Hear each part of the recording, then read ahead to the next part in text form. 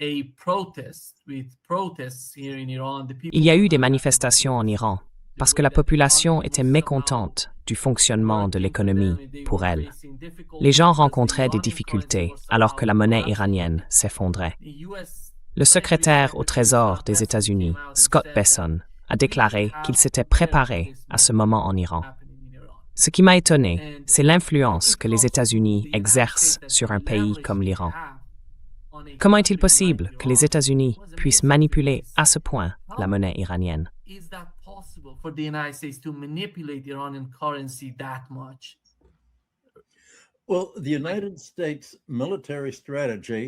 Eh bien, la stratégie militaire des États-Unis, de la guerre de Corée à la guerre du Vietnam, en passant par la guerre en Ukraine et celle à Gaza, a toujours été la même.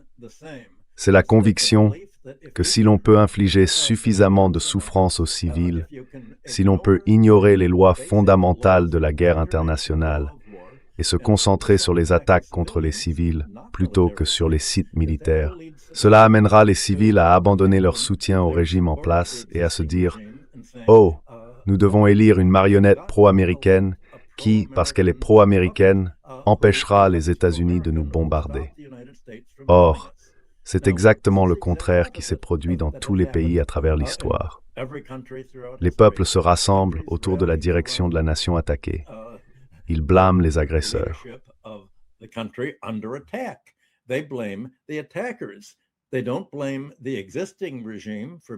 Ils ne tiennent pas le régime en place pour responsable d'avoir été attaqué, surtout si les attaques sont entièrement prédatrices par nature, destinées à instaurer un système de dépendance économique et militaire vis-à-vis de ce régime. Ainsi, dès le départ, la stratégie des États-Unis a échoué. Et que peuvent faire les États-Unis? Tout ce qu'ils envisagent, c'est de bombarder encore davantage.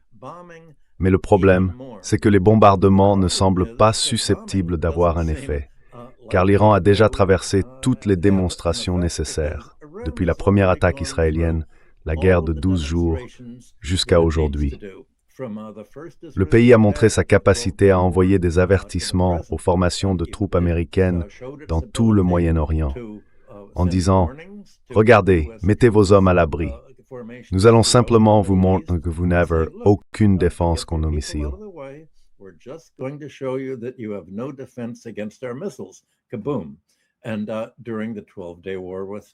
Kaboom.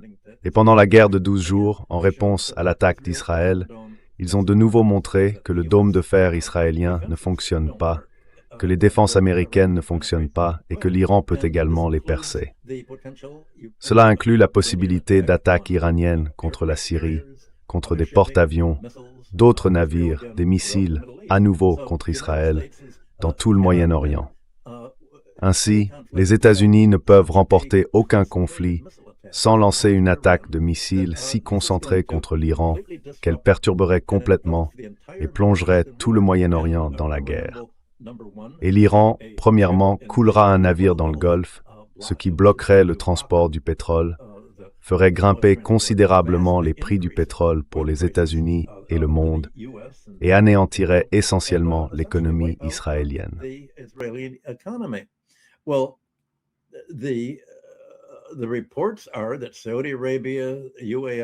Les rapports indiquent que l'Arabie saoudite, les Émirats arabes unis, la Russie, tout le monde ont averti les États-Unis. Vous allez plonger le monde entier dans le chaos et vous allez perdre. Ne le faites pas. Et aujourd'hui, à la bourse de New York, les prix du pétrole sont en baisse, ce qui semble refléter la conviction des initiés que la situation se calme grâce aux discussions prévues demain à Oman. Je ne le vois vraiment pas ainsi. La stratégie de Trump a toujours été de formuler des exigences irréalistes et énormes envers d'autres pays, tout comme Zelensky le fait avec la Russie.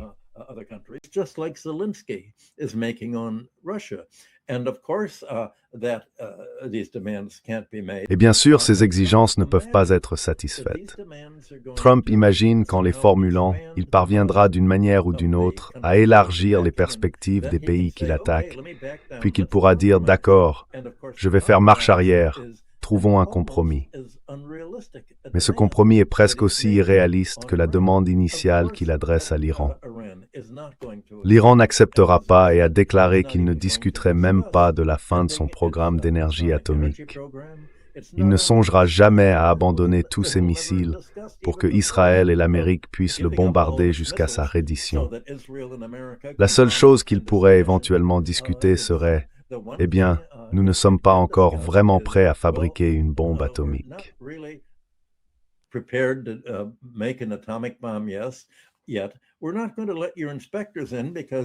Nous n'allons pas laisser entrer vos inspecteurs, parce que vos inspecteurs sont des espions pour les États-Unis et Israël. Les inspecteurs disent aux Américains exactement où bombarder et quoi faire. Nous allons avoir des inspecteurs honnêtes. Si vous voulez en envoyer, peut-être pourrions-nous organiser la venue d'inspecteurs russes. C'est la seule chose dont ils acceptent de parler. Cela ne suffira pas à Trump. Il est entouré de gens qui l'encouragent à peut-être sauter un repas, à se sentir un peu plus étourdi et à simplement dire « Voyons, ne reculez pas, Monsieur Trump, vous pouvez le faire. »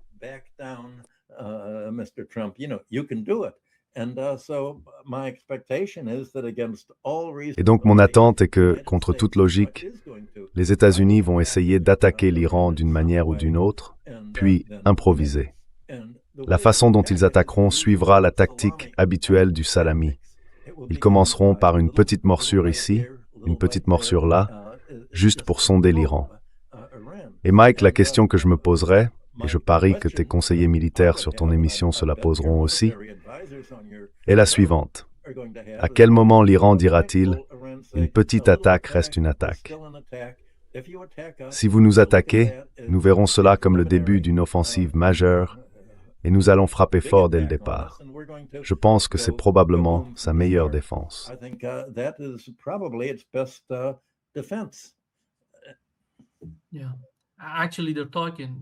Oui.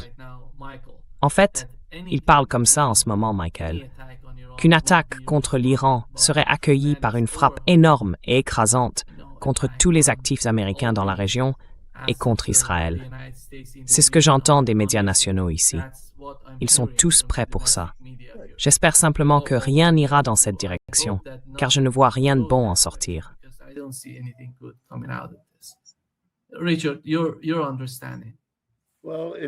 Richard, ta compréhension. Eh bien, si c'est exact qu'il y a maintenant une nouvelle initiative pour exiger que l'Iran cesse de vendre du pétrole à la Chine, alors si l'on combine cela avec l'embargo déclaré hier, interdisant à tout pétrole vénézuélien d'être exporté vers la Chine, on obtient un tableau assez clair. L'Iran et le Venezuela fournissent du pétrole à la Chine depuis un certain temps déjà, en quantité importante. Pas autant pour l'Iran, mais de manière significative pour le Venezuela. La Chine n'aurait pas beaucoup de mal à remplacer le pétrole dont l'approvisionnement serait perturbé de cette manière. La Russie dispose pratiquement de réserves illimitées et d'autres régions du monde continueront à vendre à la Chine. Mais je veux souligner un point que nous répétons depuis un certain temps dans ton émission.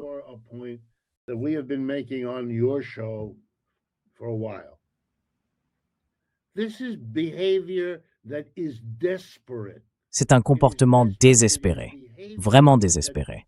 C'est un comportement qui, je pense, comme l'a dit Michael, viole le droit international. Le Venezuela ne représentait pas une menace pour les États-Unis selon une évaluation raisonnable, pas plus que l'Iran. Le droit international stipule clairement qu'on ne peut pas intervenir dans la vie d'un autre pays simplement parce qu'on n'aime pas son système économique, son système politique ou la manière dont il traite son propre peuple. Pas plus qu'un autre pays ne pourrait dire que la répression des personnes noires et métisses aux États-Unis est offensante. Oui, elle l'est. Mais ils n'attaquent pas les États-Unis. En partie, bien sûr, parce qu'ils n'en ont pas le pouvoir, mais aussi parce que c'est contraire à la loi.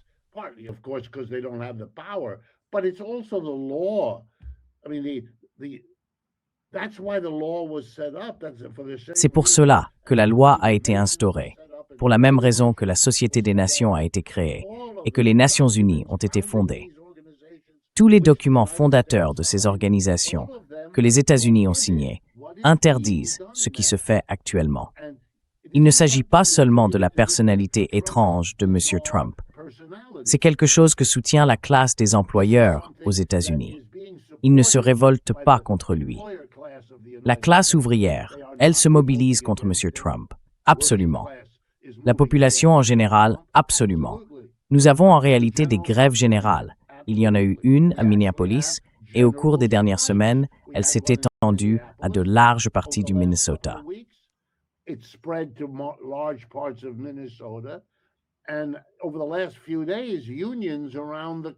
Et ces derniers jours, les syndicats du pays entier ont annoncé que le 1er mai de cette année serait une grève générale. Oui, les premières seront inégales, désordonnées. Elles le sont toujours. C'est déjà un pas énorme qu'il y ait même une discussion dans ce pays à propos d'une grève générale. Mais tout cela est le symptôme d'un désespoir profond.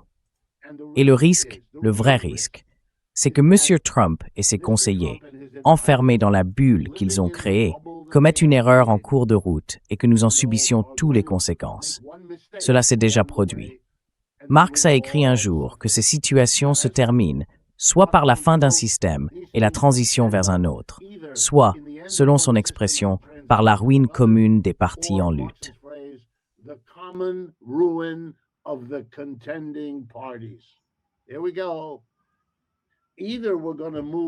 Voilà.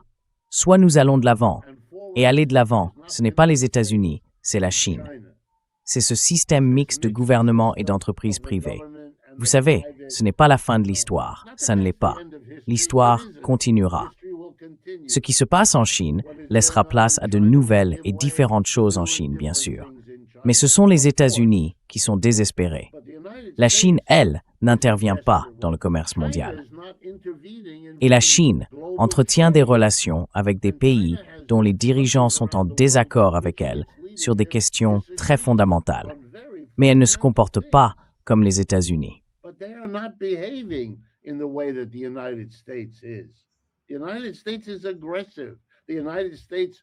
Les États-Unis sont agressifs. Les États-Unis violent la loi à tout va. Je veux le rappeler à tout le monde, car je ne pense pas que cela ait jamais reçu l'attention que cela mérite. Depuis 5 mois, M. Trump et ses conseillers, pratiquement sans opposition aux États-Unis, tuent des pêcheurs à bord de bateaux dans la mer des Caraïbes et sur la côte pacifique de l'Amérique latine. Ces personnes étaient traitées différemment auparavant. La marine américaine pouvait avoir des raisons de soupçonner un bateau et exigeait de l'inspecter. Le personnel naval américain montait à bord et si le navire transportait de la contrebande, des produits illégaux, les personnes étaient arrêtées, ramenées dans leur pays et la contrebande confisquée. Soudainement, tout cela est court-circuité. Nous ne montons plus à bord du navire.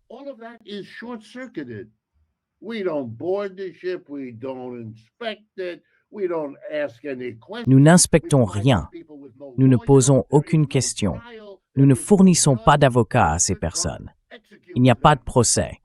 Il n'y a pas de juge. M. Trump les exécute les uns après les autres. Je crois qu'il y en a plus d'une centaine. Le dernier décompte fait état d'une centaine de personnes, des pêcheurs morts.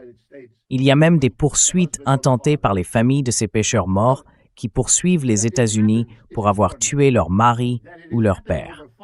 Que cela se produise est extraordinaire. Que cela dure depuis plus de 5 mois est encore plus extraordinaire. Et qu'il n'y ait pas de véritable opposition. Je ne sais pas quoi dire. Que se passe-t-il? Et je veux m'assurer que les gens comprennent cela, y compris la direction iranienne. Vous avez affaire à des gens prêts à faire cela, qui le font déjà, et qui, sans aucun doute, interprètent l'absence d'opposition sérieuse comme une permission d'en faire encore davantage.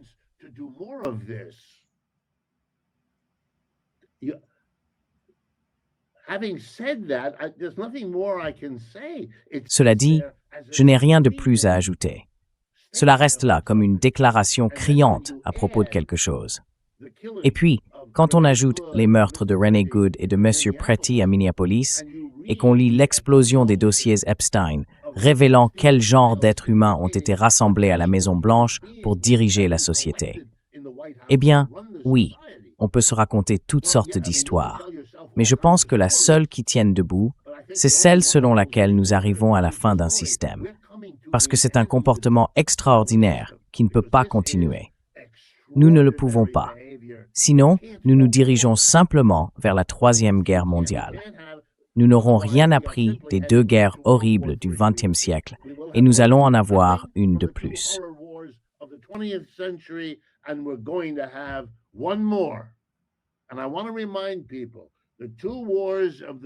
Et je veux rappeler aux gens, les deux guerres du XXe siècle ont marqué la fin de l'Empire britannique. Les 2/3 anéantis pendant la Première Guerre mondiale et le tiers restant balayé par la Seconde. Et cela a donné un élan au socialisme que l'Occident a encore du mal à supporter. Il serait très naïf de ne pas réfléchir à ce que cela signifie pour l'avenir. Les peuples de Chine et d'Inde réunis représentent 10 fois la population des États-Unis. À un certain moment, compte tenu de l'équilibre des armes nucléaires, ce simple fait rend la situation absurde. C'est une souris brandissant sa petite épée face à un éléphant, et c'est l'éléphant qui gagnera cette partie. Et cela devrait servir de leçon. Et quand ce n'est pas le cas, je pense que nous devons tous en tirer la conclusion.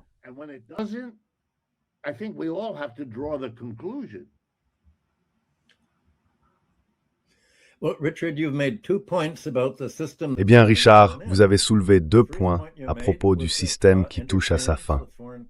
Le premier point que vous avez mentionné est que l'ingérence dans les affaires étrangères est contraire à tout le droit international, depuis le traité de Westphalie de 1648 jusqu'aux Nations Unies. Et le second point, que vous soulignez à juste titre, est que l'attaque contre les pêcheurs et les bateaux dans les eaux vénézuéliennes, certains venant de Trinité, et même pas du Venezuela, constitue également une violation du droit international et des lois de la guerre. En plus d'avoir attaqué ces bateaux sans motif probable, alors qu'il s'agissait essentiellement de civils et non de militaires, il existe aussi une loi interdisant de camoufler des avions de guerre en appareils civils.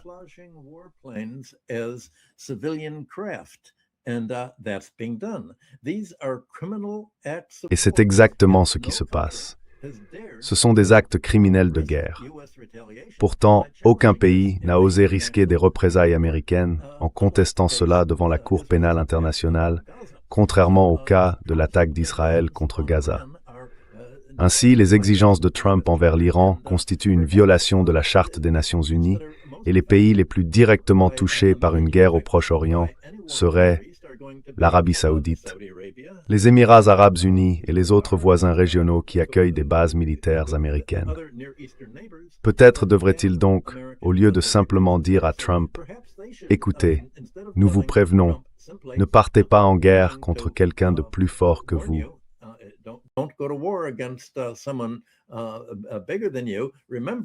Michael, tu veux dire les Émirats arabes unis? Vas-y.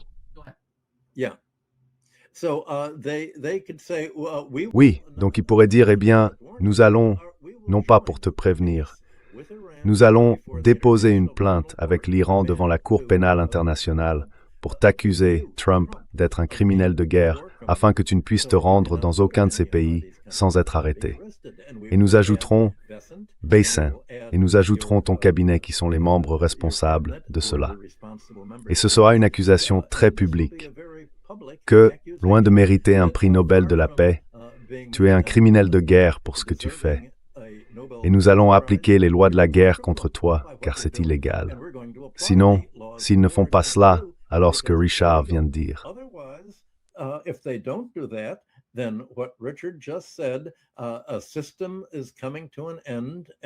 Un système est en train de prendre fin, et c'est un système de droit international. Tout l'esprit de la civilisation occidentale cherchant à prévenir la guerre, et s'il doit y avoir une guerre, à empêcher les attaques contre les civils, ce qui est précisément ce qui se passe aujourd'hui. Je suis sûr qu'il peut y avoir, notamment du côté iranien, des dirigeants eux-mêmes faisant une déclaration selon laquelle il ne s'agit pas seulement d'un principe du droit islamique, mais que cela est inscrit dans l'ensemble des instances juridiques des Nations Unies et de la Cour pénale internationale. La question est donc la suivante. Les États-Unis, en plus de violer la Constitution, comme ils le font à Minneapolis, ainsi que Richard l'a décrit, violant illégalement le principe même censé fonder la civilisation occidentale. Cela peut se transformer en un affrontement juridique de civilisation qui, pour Trump, devient une bataille de relations publiques. Et c'est dans ce type de combat qu'il évolue.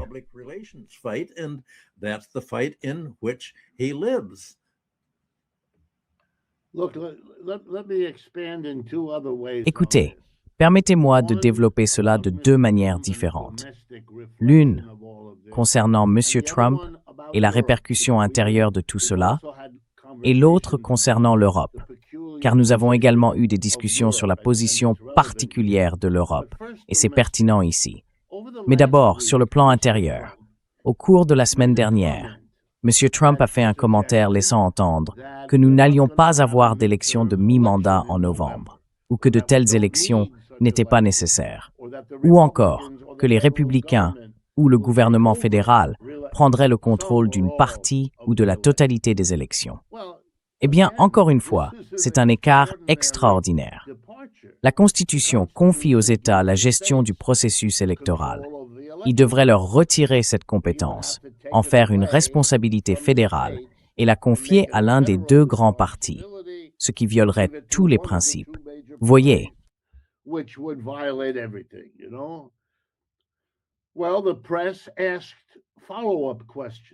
Eh bien, la presse a posé des questions de suivi, et sa porte-parole, une femme nommée Levitt, a expliqué que la presse avait mal compris. M. Trump plaisantait. Personne ne le croit, bien sûr, mais elle a essayé. Il a ensuite précisé lors de la conférence de presse suivante qu'il ne plaisantait pas. En d'autres termes, il a contredit sa propre porte-parole sur ce point. Il ne plaisantait pas. Ainsi, le mépris du droit international, les actions agressives envers d'autres pays qui ne représentent aucune menace crédible pour les États-Unis, et ainsi de suite. Si nous laissons passer cela, cela signifie que les États-Unis peuvent dire ce qu'ils veulent sur n'importe quel pays du monde, en affirmant qu'il est impliqué dans le trafic de drogue.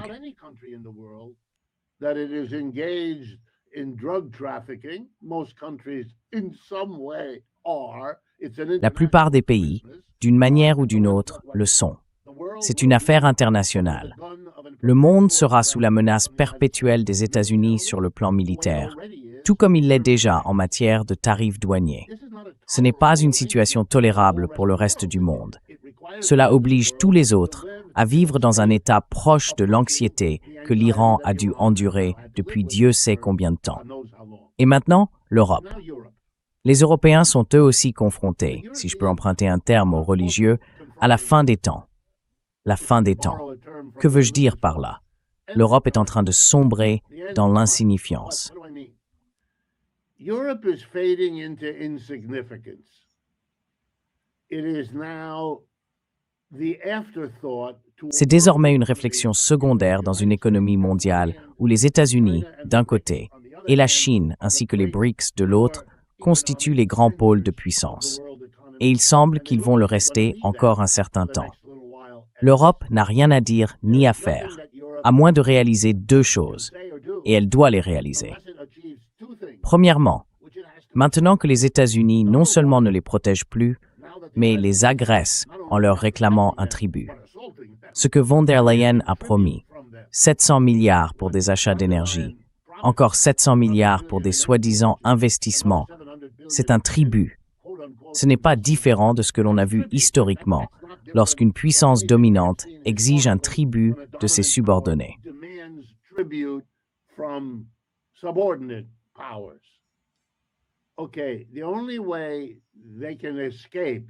D'accord. La seule façon pour eux d'échapper à la subordination inévitable à laquelle ils viennent de consentir, et ils le savent, c'est de faire deux choses.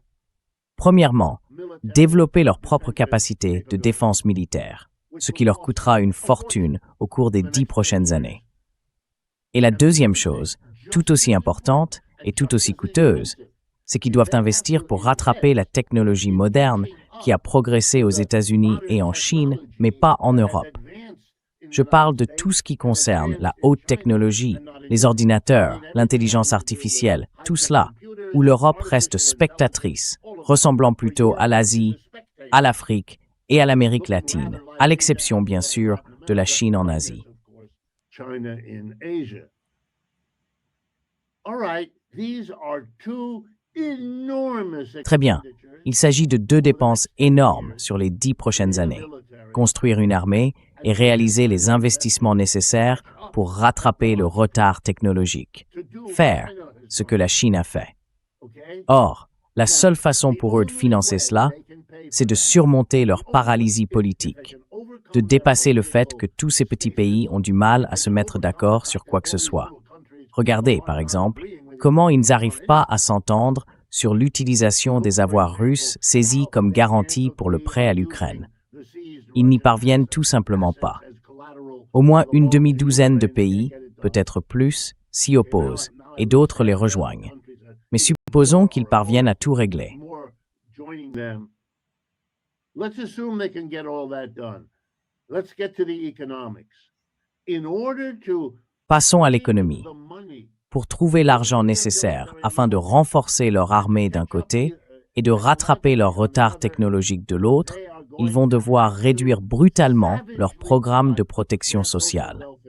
C'est ainsi qu'ils trouveront les fonds. Et nous savons que c'est ce qu'ils vont essayer de faire, parce que c'est dans leur nature. Ils ne vont pas s'en prendre à la classe dirigeante en la taxant lourdement, n'est-ce pas? Ce n'est pas leur manière de faire. Ils ne l'ont jamais fait. Et ils ne vont pas commencer maintenant. Surtout pas les gouvernements de centre-droit, qui sont majoritaires en Europe, très largement majoritaires. Voilà ce qui explique ce que nous n'avions pas encore vraiment clarifié jusqu'à présent.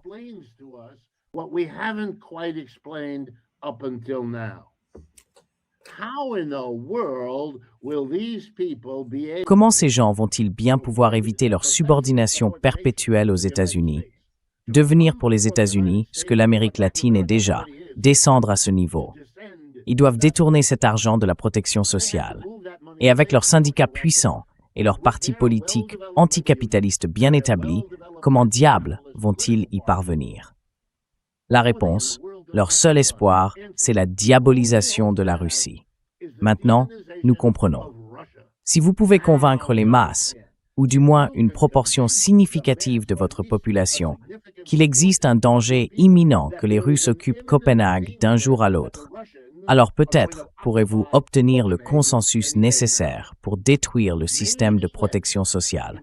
Tout cela au nom de la défense contre la Russie.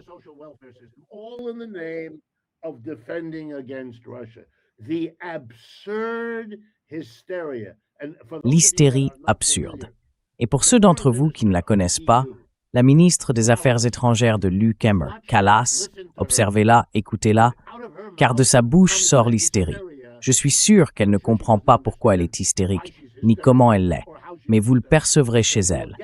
Et elle a été choisie, et on la laisse continuer, parce que cette agitation hystérique est leur seul espoir. Et c'est un pari risqué. Je ne pense pas que ça fonctionnera du tout. Mais ça montre qu'ils ont une sorte de désespoir dans leur situation.